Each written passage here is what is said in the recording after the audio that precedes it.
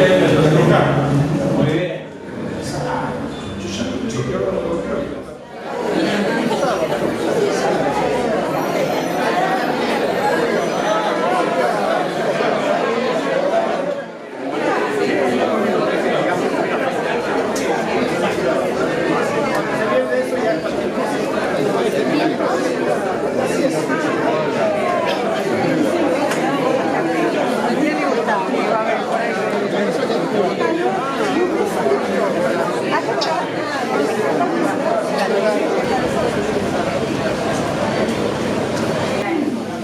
Buenas tardes a todos.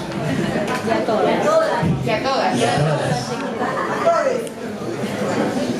Agradecemos a la Casa de Mendoza que nos ha abierto sus puertas para rendirle homenaje a Silo, un mendocino universal. Agradecemos a su director, el señor Gustavo Videla, y a la señorita o señora María Marta Carrilli por su estrecha colaboración en todo momento. Agradecemos al público en general y a los expositores Víctor Piccinini, Jorge Pompey y Ernesto Horacio de Casas. Ambos tres amigos de la misma corriente de pensamiento y acción.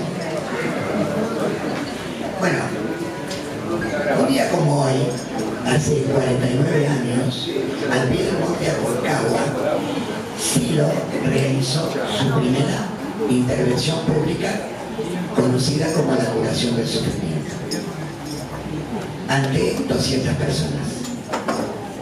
Hoy, en diferentes partes del mundo, se festeja este día como especial para nuestras vidas. El mensaje de Silo se ha universalizado. Gentes de diferentes culturas, diferentes creencias, diferentes religiones han abrazado este mensaje. Esto lo he experimentado en mis viajes. Y saben que creo que la verdad no tiene fronteras. Que el impacto de la experiencia del mensaje en la profundidad del alma nos llena de sentido, que nos lleva a lugares de nuestro ser donde residen los mejores sentimientos y las mejores aspiraciones. Es una experiencia digna de ser vivida. Gracias, Silo. Lo único que se me ocurre por decir es gracias, Silo, por tu luminoso aporte a la humanidad. Y ahora os dejo con Ernesto Horacio de Casas, que nos hablará acerca del evento del 4 de mayo y de la figura de Silo.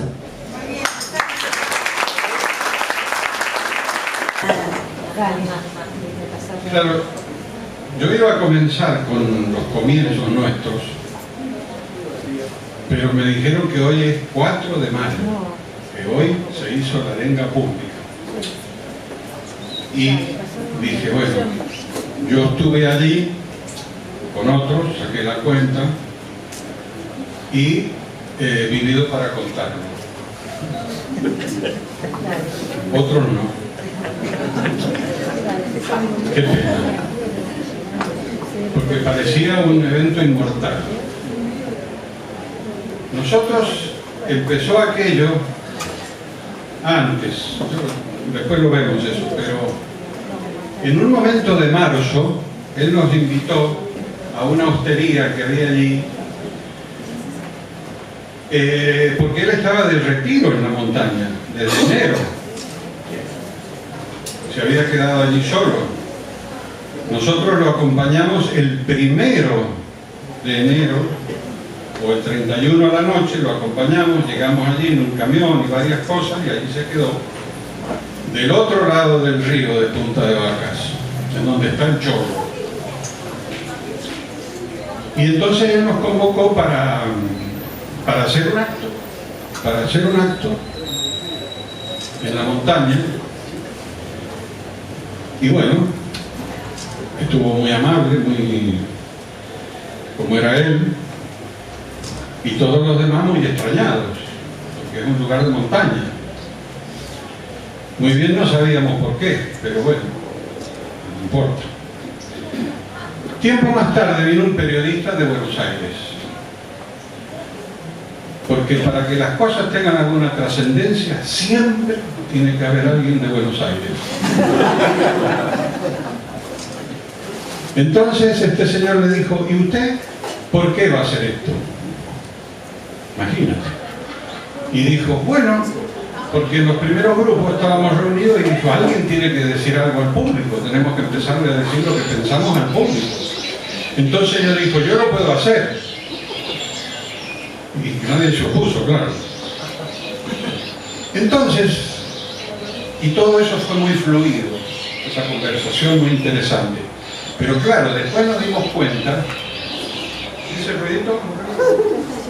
Nos dimos cuenta que este señor preguntaba por qué él venía de aquí, que era el núcleo duro de la dictadura. Entonces, ¿lo permitirán? Y ahí, bueno, sí lo cambió de punto, no de punto de vista, sí de punto, pero de tono, y le dijo, muy bien, hemos conversado con el periodista y ahora vamos a conversar con el amigo. Si estos se atreven a algo, van a ver con quién se meten. Madre mía. Así que era todo un tema entre filosófico y las Fuerzas Armadas. Y nosotros en la montaña, imagínate. Y yo jovencito ahí mirando todo esto, ¿no? Todos ellos tenían 10 años más que yo. Me tenían ahí con permiso. Y así fue como se fue haciendo todo. Pero ¿por qué comento esto? Porque fue su decisión inclaudicable de dar su mensaje al público. Estamos en el 69, se empezó en el 61, hay 8 años de ensayos, llamémosle de ensayos, de andamios, de cosas.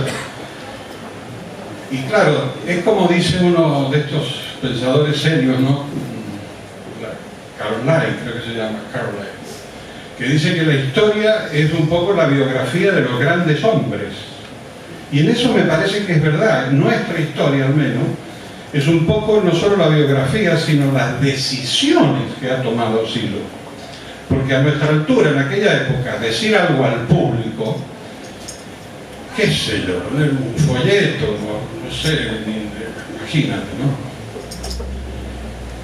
Y habían algunos amigos de él que son con los que él comienza, y entonces ellos pidieron permiso para hacer el acto. Porque se quería hacer en una suerte de explanada que hay enfrente de las estaciones de tren. Y este amigo, que era muy amigo de él, dijo, con traje y corbata, y si no nos permiten hacer el acto, nos tiramos a las vías del tren. Lo aseguro, ¿eh? Y uno de que estaba ahí, mendocino, le dice, escuchame, casi no pasan trenes. Va a ser más. Entonces yo creo que todas esas condiciones y circunstancias decidieron que fuéramos a la montaña. Y bueno, allí llegamos y lo preparamos y nos dividimos las funciones porque todo era, no sé, hay que organizar las cosas, no se puede improvisar. Y él tomó medidas de todo muy minucioso, ¿no? Mi grupo fue un grupo que tuvo muchas satisfacciones, porque conseguimos el lugar, conseguimos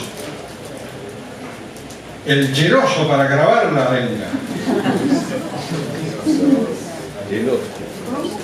Hablé con los autobuses para que fueran, antes de que quebrara la empresa. ¿Cómo va a quebrar una empresa que fue a punta de vaca, Susana? No puede ser. Pero allí son así.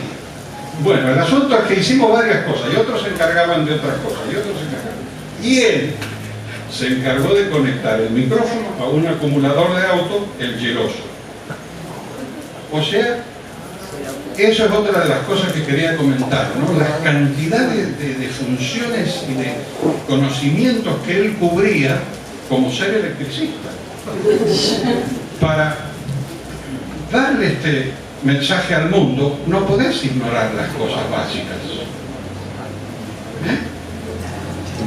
El padre de él, el otro día nos lo contó una amiga en la feria del libro, vino una señora y está mirando los libros, ¿no? Y le digo, ¿le interesa?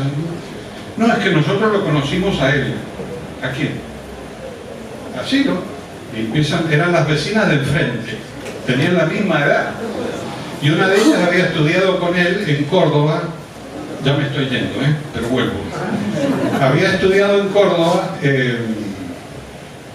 cuando él estudiaba abogacía. Y dice que todo Córdoba, no, toda la facultad, y la de escribanía, que tenían materias en común, ahora lo sé, iban a escuchar las lecciones de él cuando daba exámenes. Entonces, ella cuenta, que su padre le cuenta,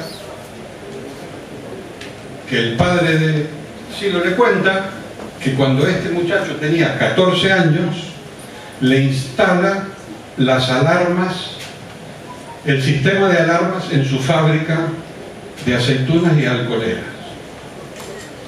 Y estos dos señores, en pleno centro neurálgico de los barrios de Mendoza, se consultan, se preguntan, ¿y cómo sabía un joven de 14 años si no había internet? Entonces vos te quedás así, en estado de catatónico, ¿no? Y le digo yo, bueno, él es el que puso el acumulador para la areca de Punta de Boca. ¿Y por qué cuento esto? Porque a mí me da la impresión y la certeza de que él estudió todo. Él fue una vez a la casa de un amigo y entra a la casa de un amigo en Luján, y ve un libro así de gordo y dice recetas o recetario industrial. Dice, ¿tenés este libro? Bueno, no hablaría con acento, ¿no? Sí, dice, vos sabés que era de joven, de niño, este era uno de mis libros preferidos, el recetario industrial. Entonces, ¿qué está pasando? Él viene a este barrio a los 14 años, estuvo aquí, se fue y volvió, y ahí hace sus amigos. Amigos que les empieza a hablar de lo que va a hacer 10 años después. Al vecino del frente, al vecino de la vuelta, al de la otra vuelta. Algunos han partido, algunos están. Y después a los vecinos, no, a los compañeros de la facultad. Facultad que estaba en la misma calle que ahora está la Salita de Mendoza. Así que seguimos en terreno cuasi sagrado. Pero los infames han quebrado la empresa de autobuses, han tirado abajo la casa donde nació y han hecho un hotel, y ahora hay una playa de estacionamiento. De manera que tenemos un problema con el tema histórico. Entonces, es como que él, de esta edad, de los 14 a los 24, se prepara en todos los campos. Hace la escuela primaria, la escuela secundaria, hace gimnasia, va a la biblioteca que quedaba por ahí cerca. Cuando había una fiesta le decía a los amigos, pásenme a buscar después por la biblioteca. ¿No? Se llevaba la corbata en el bolsillo, se iba a la fiesta, volvía, pero no, ya sería tarde. Y estudia, como dijo su hijo, estudia muchas cosas como autodidacta. Electrónica, electricidad, química, biología. Bueno, por supuesto, filosofía, cosas serias, de algunos idiomas.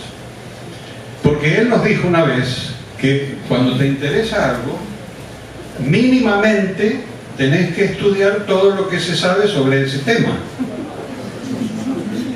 Mínimamente. Entonces no podés vivir en el mundo sin saber lo que ya le hemos hablado. Entonces, cuando él se va a sentir seguro de todo esto, empieza a dar el mensaje, el premensaje, que es cuando lo conocemos.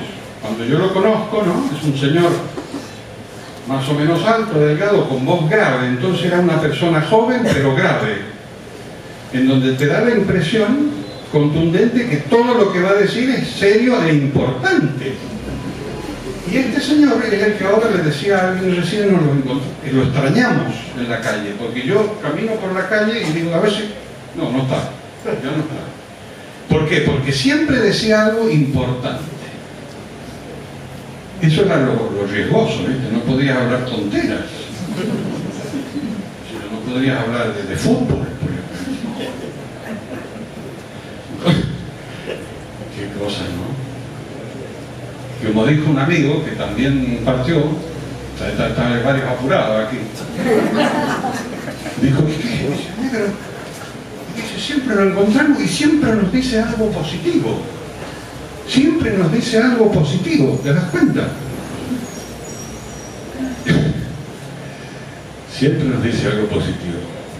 Una vez nos dijo, yo le pregunté, le digo, negro, yo veo que no hacemos muchas críticas. No, porque si vos te enfocas en lo crítico crece. En vez de creer que va a disminuir, esto, mira, vos que tenés mentalidad gráfica, me dijo. Una de las pocas veces que se refirió en esos términos, porque siempre éramos de una cosa como general. Dice, mira, vos tenés un signo menos acá, ¿no? Entonces, si vos lo aumentás, entonces vas a hacer un signo más al lado, lo positivo, y lo haces crecer.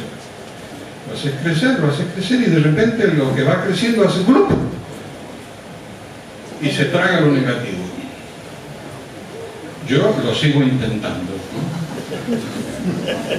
Y ustedes se acuerdan que después salió un juego, en uno de los primeros juegos de esto de las computadoras, que había un muñequito que se comía cosas. Yo no sé si lo supo él, pero... Y siempre estaba ese tema, ¿no?, de lo positivo, de lo alentador, lo que es alentador, ¿no? Pero lo que destaco acá, claro, no sé si estoy aportando algo nuevo, por supuesto, es que era en una esquina, era en la casa, no en la calle, en un café. Por ejemplo, una vez yo lo encontré en un café confetería, después de comer, lo encontré a él con Ana. Entonces yo me acerco, llego, ¿qué tal? Bien, mucho gusto, me siento, conversamos. Y dice, ¿un café? Sí, ¿cómo no? Y él dice, ¿aquí o en otro lado?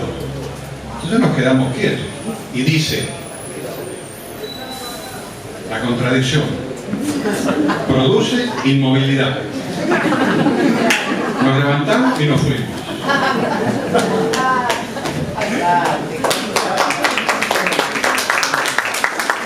Sábado. Eso pasa los sábados en Mendoza. No, es una cosa que no puede ser. Y bueno, ¿qué más podemos decir? Estábamos en Punta de Vaca, nos fuimos un poco del tema.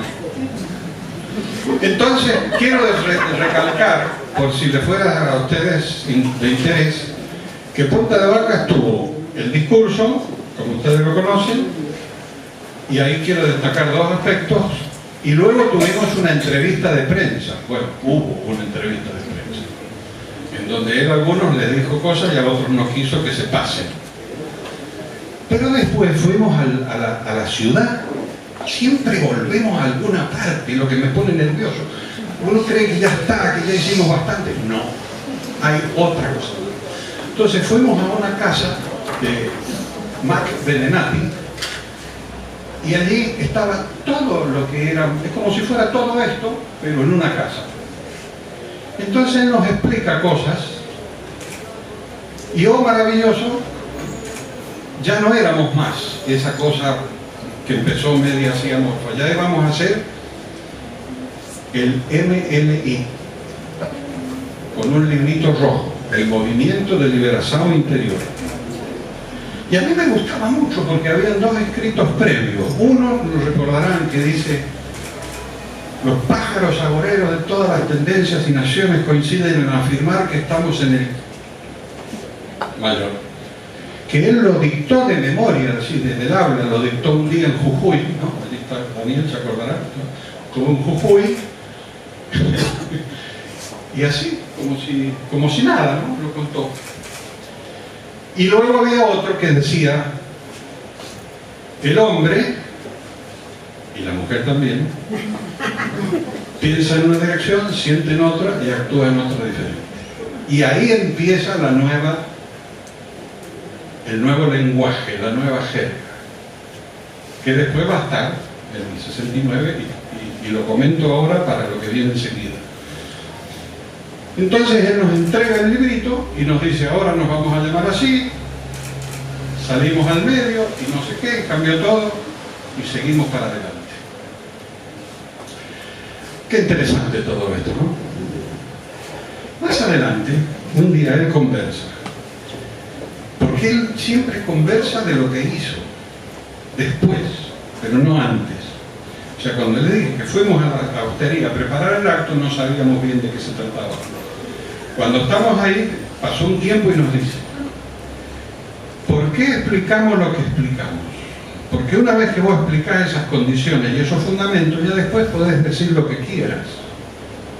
Entonces dice, no sé si lo han escuchado, pero dice, si fuéramos pintores, nosotros empezamos por el marco.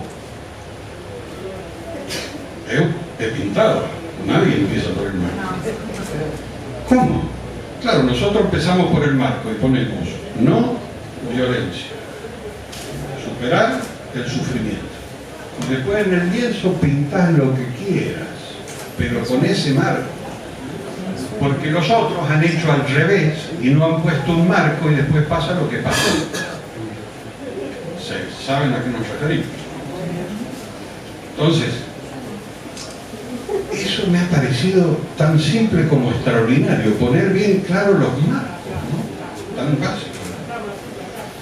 Así que eso era algo que quería comentar de aquella reunión. Y ya acercándonos más a tiempos modernos, yo tuve... quería comentarles algo más. Al principio, en aquella época de la caverna nuestra, habían 3 o 4 frases que miren en la dimensión que ha tomado después.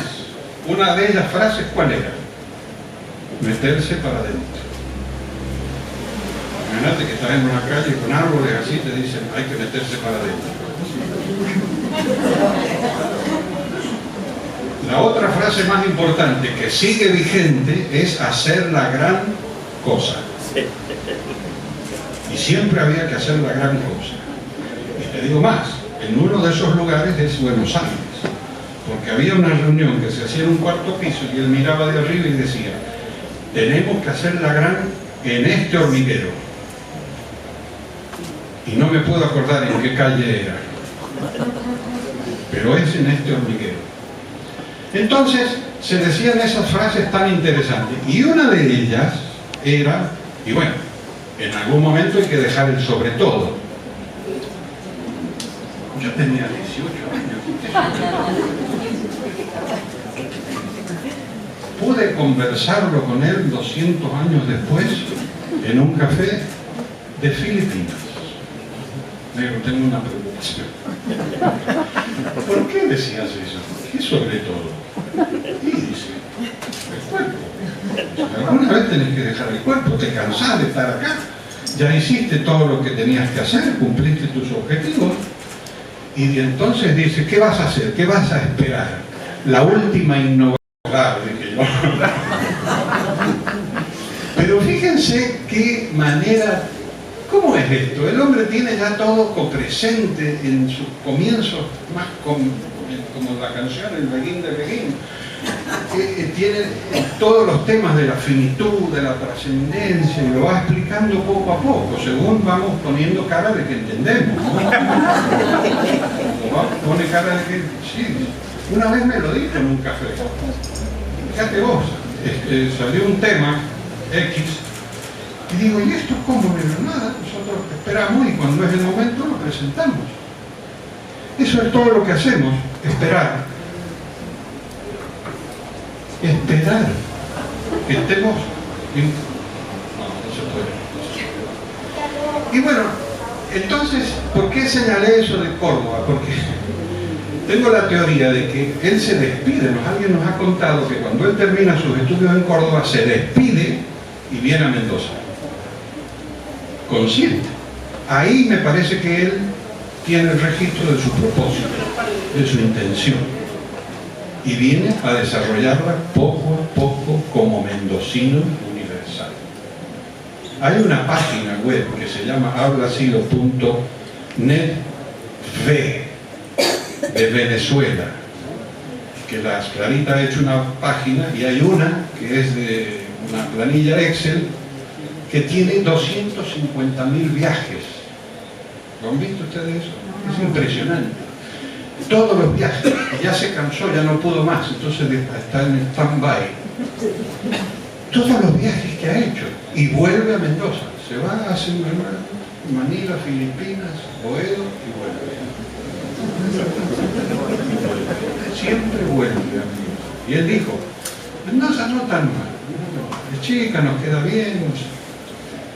Yo ahora hice una prueba la otra vez con un amigo. Fui a su casa donde él vivió, caminé y todo lo hizo en un barrio.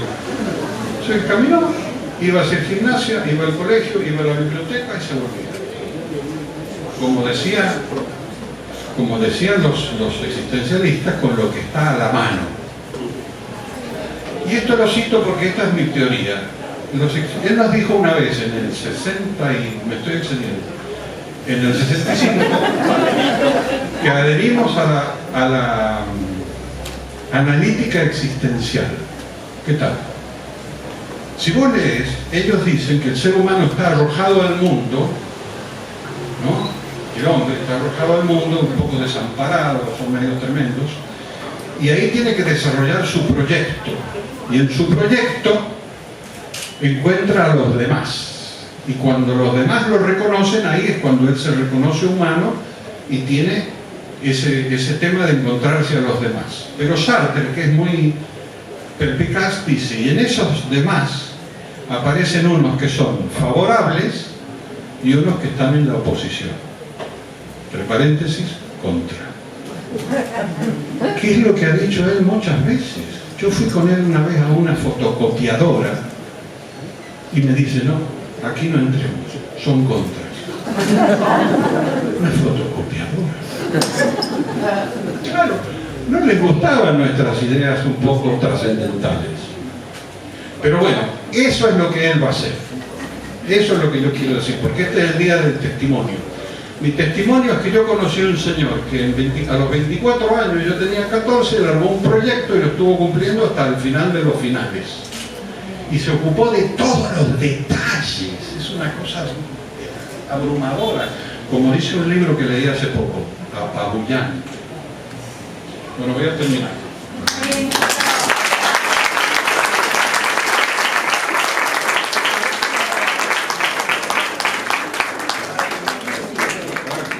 Si yo sé leer, ¿no? Entonces voy a leer. Iba a leer dos cosas, pero una sola. Porque hay una cosa que dice que en Mendoza se hizo una reunión donde se estudia lo del guía universal. No, lo del guía espiritual, que aquí quedó pendiente en todo lo que hablamos. Nunca nos dijo nada de lo espiritual hasta el penúltimo momento. Y dije, ya me parecía. Entonces, allí se dice que los guías espirituales son reconocidos y que son universales, que no son chauvinistas. Por eso él no habla tanto de su provincia. Lo pude saber en el 2003. Desde los 60 al 2003 hay que tener paciencia. Pero esto que dice Salvatore en homenaje a Silo, que estuve, dice que es un hombre bondadoso, que es un hombre que sabe cosas, que no sé qué, pero voy a decir, ¿qué más decir? Creo que dice solo esto. Últimamente, y a pesar de nuestra larga familiaridad, algo que todos coincidimos, me ha ido surgiendo cada vez con mayor fuerza la pregunta, ¿quién es verdaderamente Silo? Entonces, para encontrar una respuesta, he seguido el consejo que él mismo me dio cuando yo buscaba respuestas a preguntas importantes sobre mi vida. Esta gente se toma todo muy en serio, ¿viste? He lanzado la pregunta a lo más profundo de mi conciencia y he esperado la respuesta. ¿Qué ha sido esto? Silo es un guía, un iniciado, alguien que posee una llave para abrir la puerta del mundo del espíritu. Muy bien.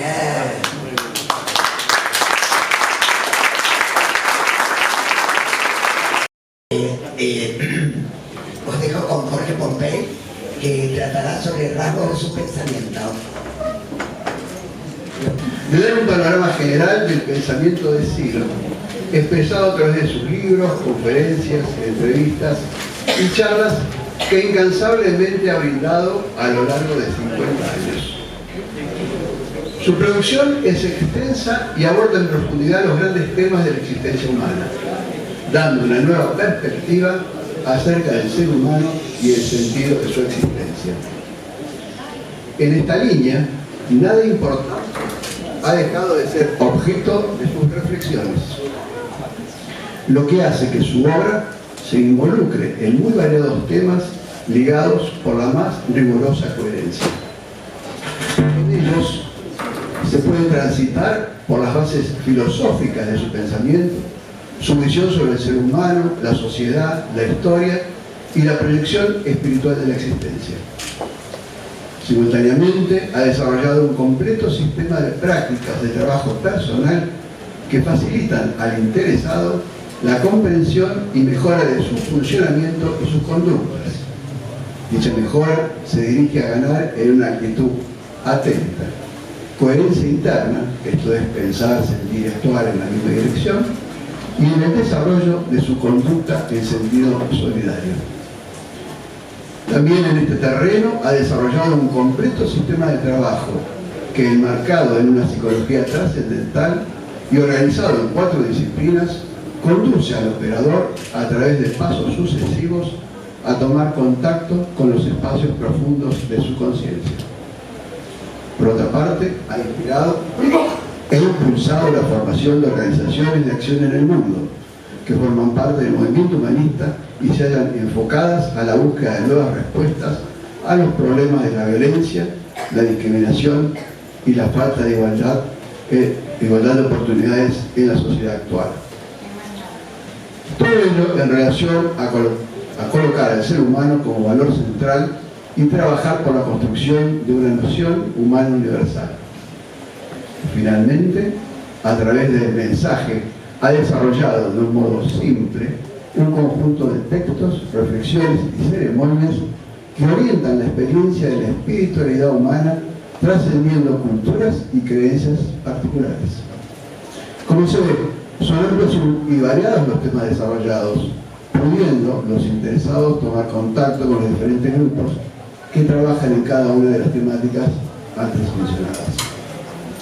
Dado el tiempo destinado a esta presentación, no vamos a hacer aquí un comentario de cada uno de sus libros, que de hecho se hallan al alcance del lector en la web o en las librerías, sino que nos vamos a limitar a comentar algunos aspectos de su pensamiento que ha expresado en libros, escritos y presentaciones. Esta amplitud de fuentes nos ha planteado en el Centro de Estudios Humanistas al que pertenezco la necesidad de organizar en diferentes áreas el estudio de sus planteos, con la intención de facilitar su abordaje a los que quieran acercarse al conocimiento de su pensamiento y propuestas. Para esto hemos dividido en 3 áreas sus trabajos. Una referida a las bases filosóficas de su pensar, otra referida al ser humano como estructura psicosocial en permanente cambio, y finalmente una tercera donde se estudia la posibilidad de trascendencia de la conciencia habitual y la experiencia de contacto con los espacios profundos de la conciencia humana. Hablaremos primero de los fundamentos filosóficos de su desarrollo. Lo primero que Silo define es su posición existencial, explicando que su doctrina no parte de ideas o teorías, sino de la experiencia interna misma. Es desde ese punto de vista existencial que Silo toma la experiencia como base para todos sus desarrollos, afirmando que para estudiar cualquier fenómeno uno debe considerar que previamente al estudio el operador se halla ya en una situación dada. En este sentido, su punto de vista privilegia una visión desde dentro del fenómeno estudiado, sobre todo cuando se habla del estudio del fenómeno humano. Recordemos que los temas centrales de la filosofía se refieren a la ontología, esto es el estudio del ser, el conocimiento y la ética. Veamos qué dice respecto de esto. Respecto a la ontología, Silo plantea que el ser de la filosofía clásica es una abstracción y que lo experimentable es la estructura conciencia-mundo, en permanente transformación impulsada por la dinámica de los actos de conciencia. En relación al conocimiento, hará un prodigio y pormenorizado estudio sobre el pensar, no partiendo de una teoría del conocimiento, sino de la observación de los mecanismos de pensar. Estos se presentan como un encadenamiento de diferenciaciones, complementaciones y síntesis que permiten a la conciencia humana comprensiones crecientes en un proceso sin límites. Es partir de esta comprensión del funcionamiento del pensar que organiza un método estructural y dinámico que facilita el conocer y el hacer a partir de favorecer la coherencia en el pensar. En cuanto a la ética, entendida como los valores que ponderan la conducta y opostamente a una moral externa y convencional, afirma que el valor de la acción no se halla en el acuerdo con regulaciones externas, sino en el registro interno de unidad o contradicción que produce en quien la realiza. Destaca que las acciones que se experimentan como válidas tienen como característica que producen distensión al ser realizadas, que buscan ser repetidas y que generan sensación de crecimiento interno.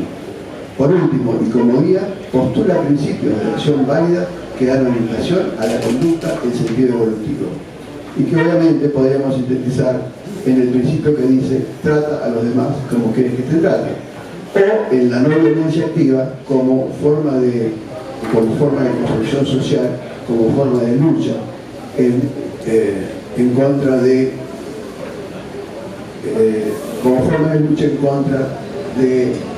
un sistema inhumano con todas las características que todos conocemos.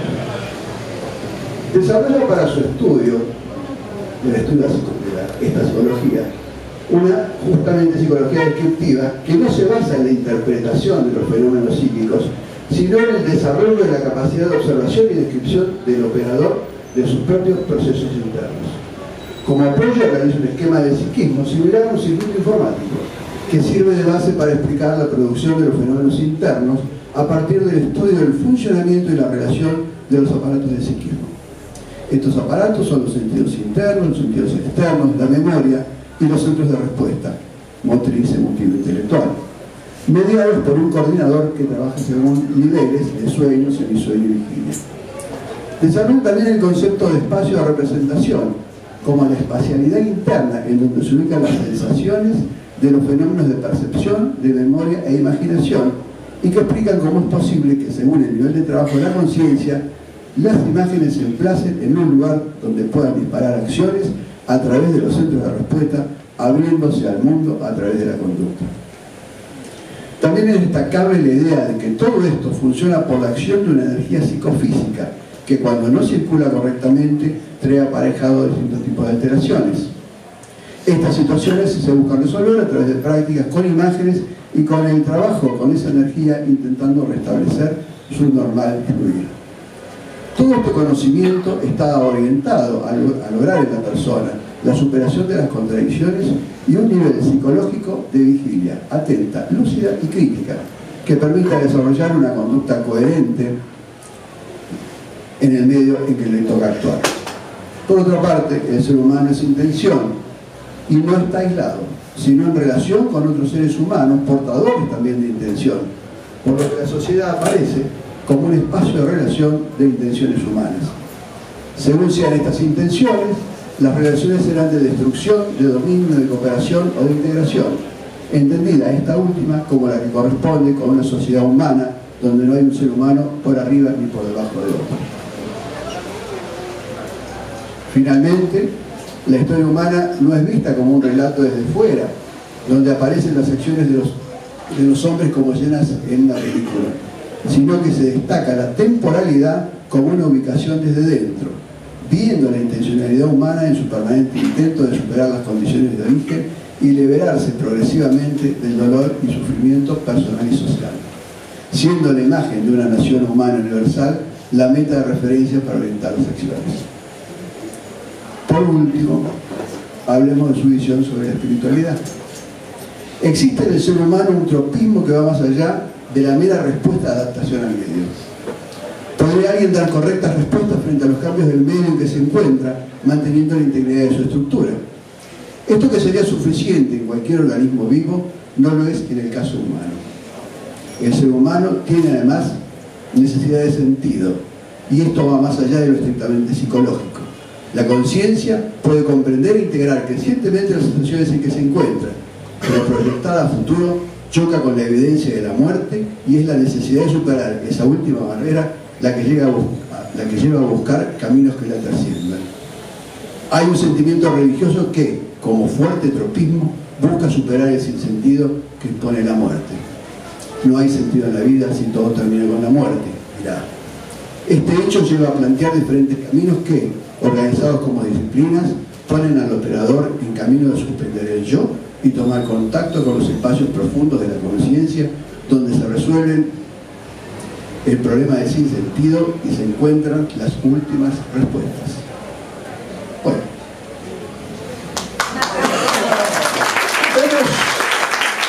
hemos resumido los aspectos que consideramos más relevantes de su enseñanza, dejando de lado muchos otros que también importantes, haría que excediéramos los límites de esta presentación. Gracias.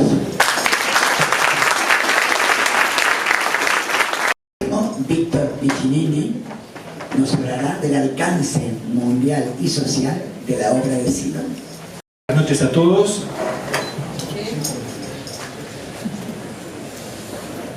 En mi caso no voy a hablar del pensamiento y la enseñanza, ya que estos aspectos fueron desarrollados por Jorge, ni los detalles de los primeros comienzos que fueron desarrollados y comentados por Tito, sino que voy a intentar acercar algunas ideas que reflejen el alcance y la obra social de la obra puesta en marcha por Sidon.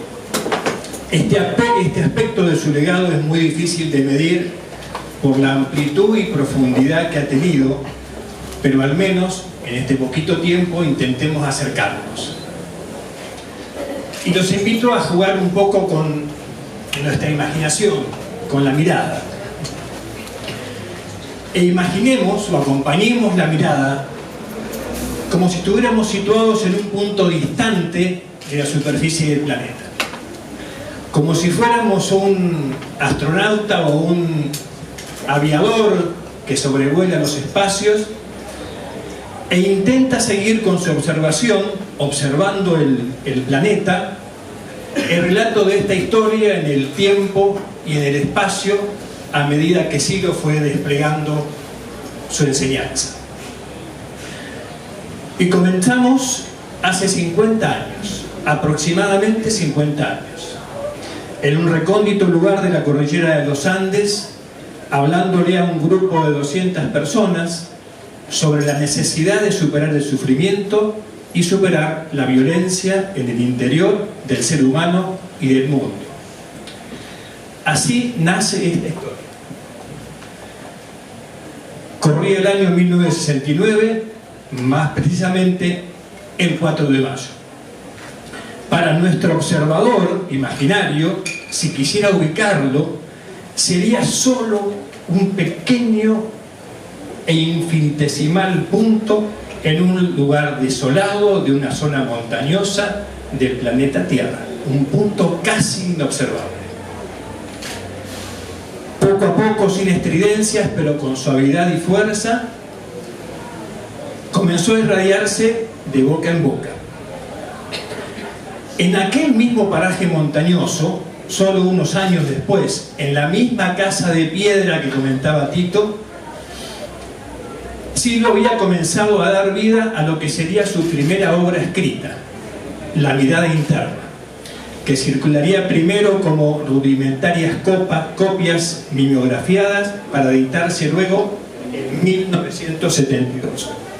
En esta obra fundamental de su enseñanza, Silo describe en un lenguaje poético que la auténtica lucha del hombre está en su conciencia, y es una lucha entre la luz y la oscuridad, entre la debilidad y la fuerza, entre el sueño y el despertar, entre el sinsentido y el sentido de la vida. Corría ya 1972. Sale a la luz ese libro fundamental que sintetiza su enseñanza, La mirada interna.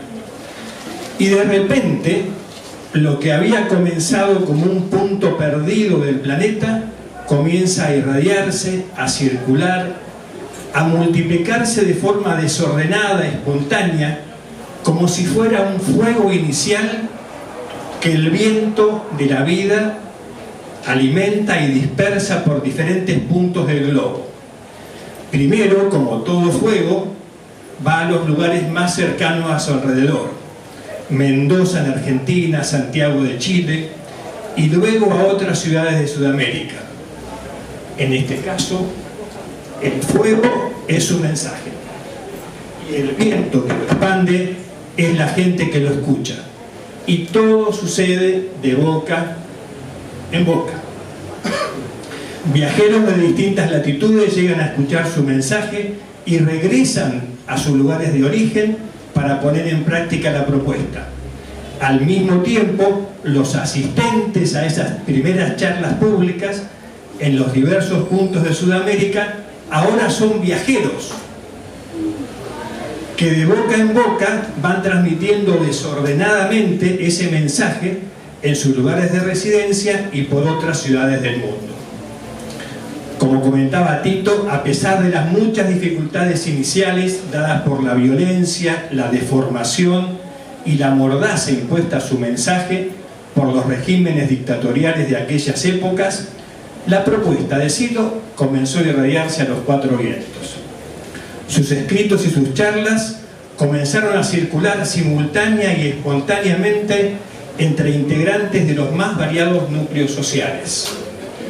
En las paredes de Roma, París, Bombay, Buenos Aires, San Francisco, en Santiago o en México, comienza a aparecer escrita la palabra Silo, o Silo es bueno, Silo es paz.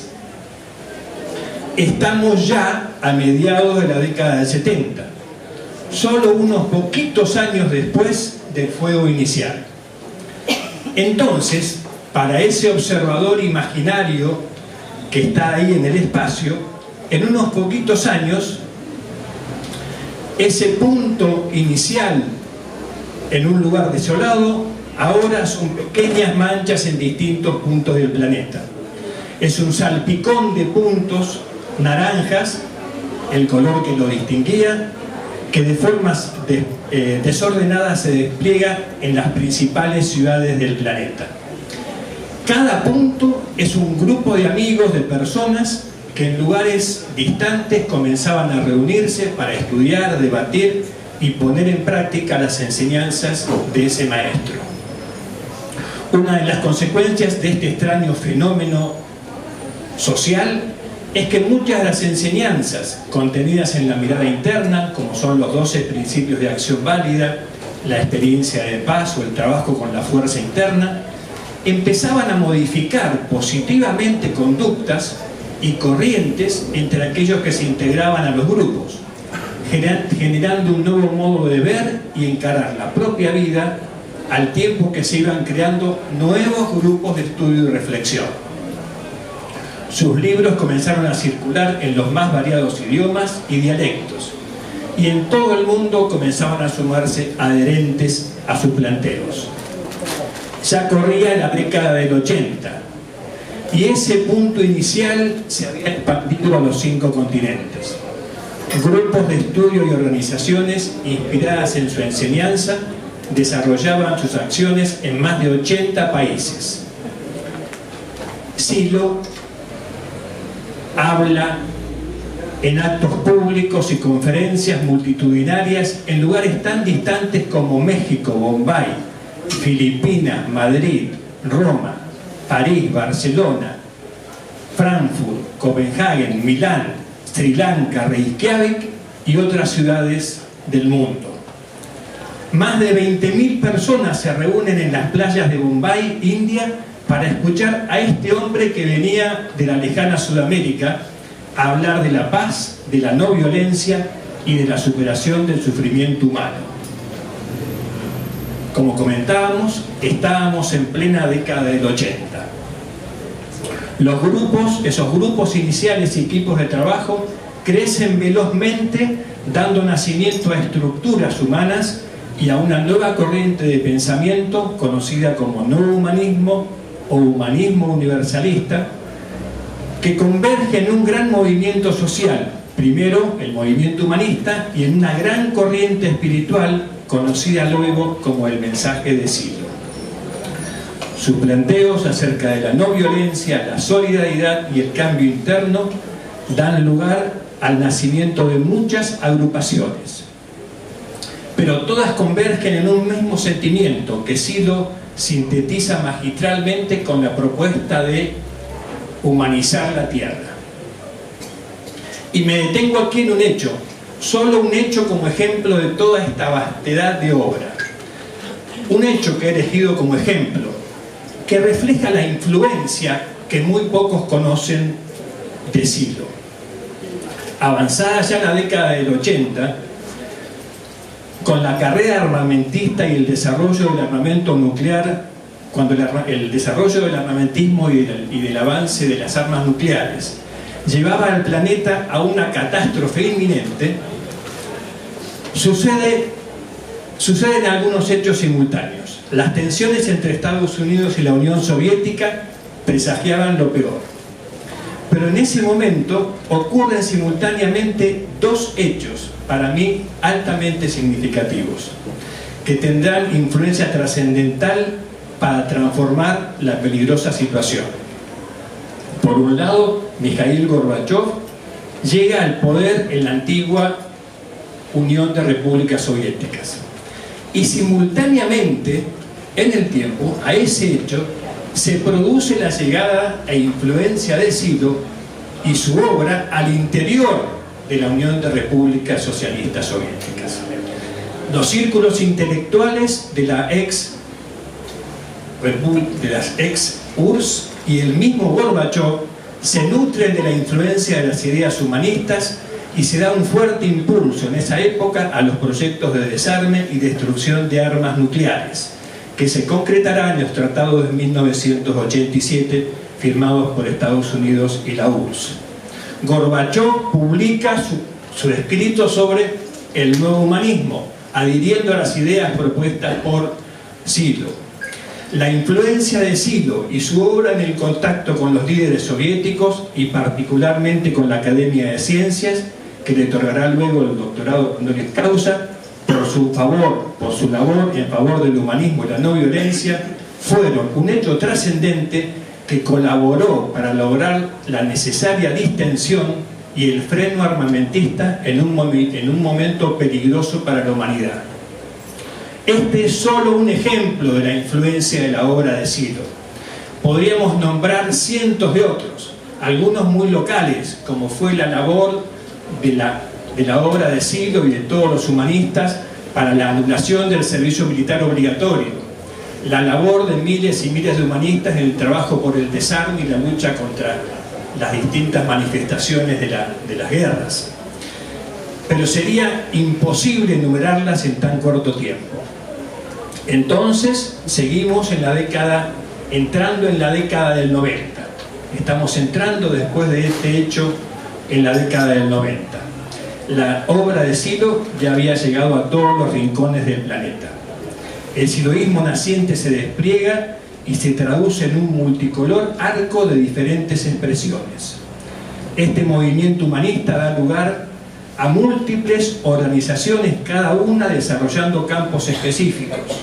Los partidos humanistas, la Comunidad para el Desarrollo Humano, la Convergencia de las Culturas, el Mundo sin Guerras y sin Violencia y el Centro Mundial de Estudios Humanistas.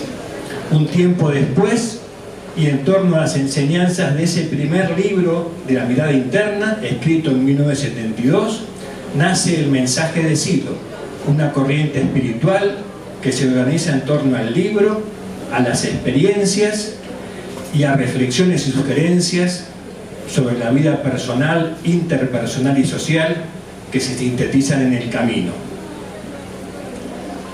Estamos ya entonces comenzando los años 2000. Habían pasado aproximadamente 36 años desde aquel comienzo al pie del Monte Aconcagua. 36 años, la obra totalmente desplegada. La obra de Silo estaba consolidada. Comenzaba entonces otra etapa. La última etapa directamente con él en este espacio.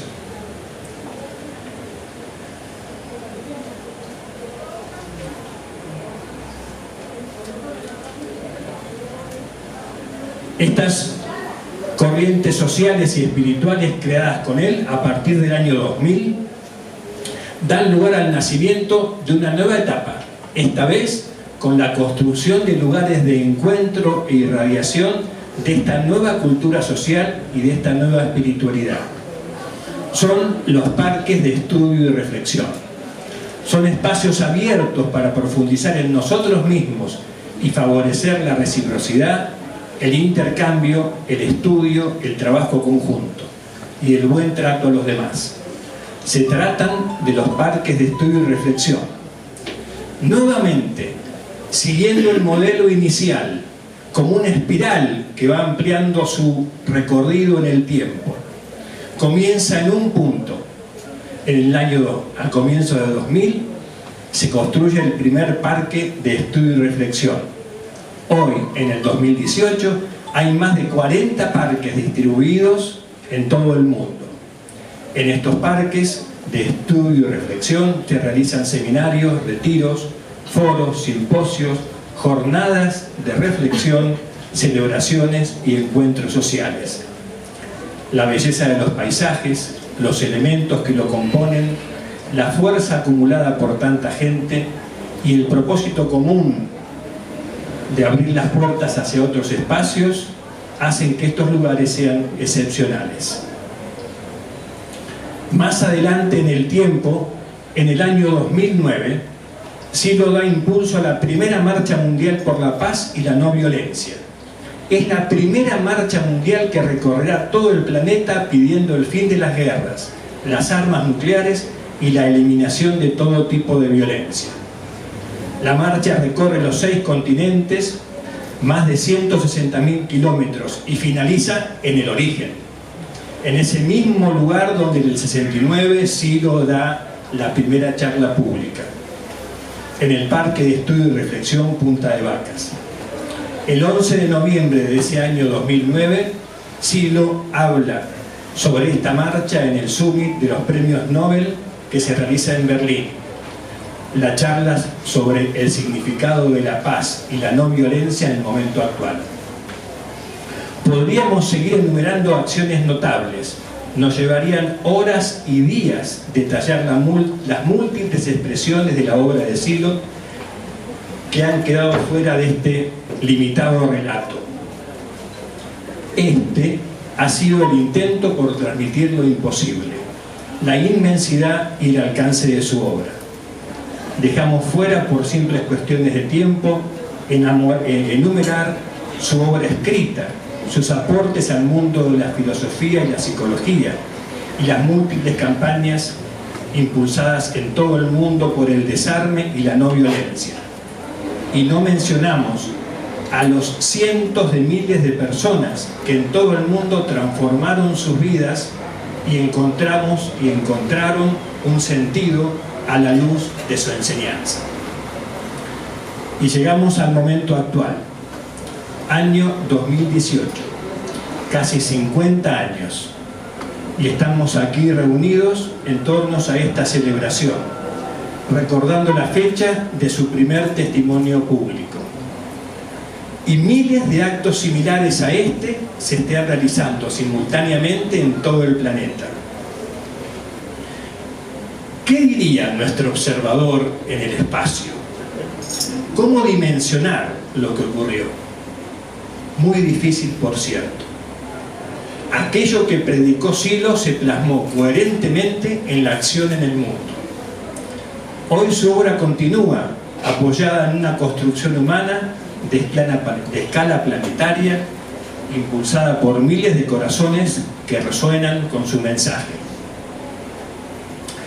Si se hace difícil, si se hace muy difícil transmitir la gran influencia y el alcance mundial de la obra de Silo, mirando hacia atrás, mucho más difícil se nos hará si pretendemos predecir cómo será su influencia. Pero mi corazón y mi intuición me dicen que ocurrirá aquello que nos muestra la historia de los grandes maestros e iniciados de la humanidad. Esas personas que nacen muy de vez en cuando para transmitir un mensaje que da respuestas a las necesidades profundas del ser humano y de la época. Esos mensajes que trascienden los límites habituales del tiempo, produciendo transformaciones profundas en el interior de las personas y de las sociedades. Son como faros que con su enseñanza van guiando el necesario camino a seguir. Son esos guías que van dejando la huella por donde luego inexorablemente transita la evolución de la humanidad. Silo es uno de ellos. Silo es uno de ellos. Gracias.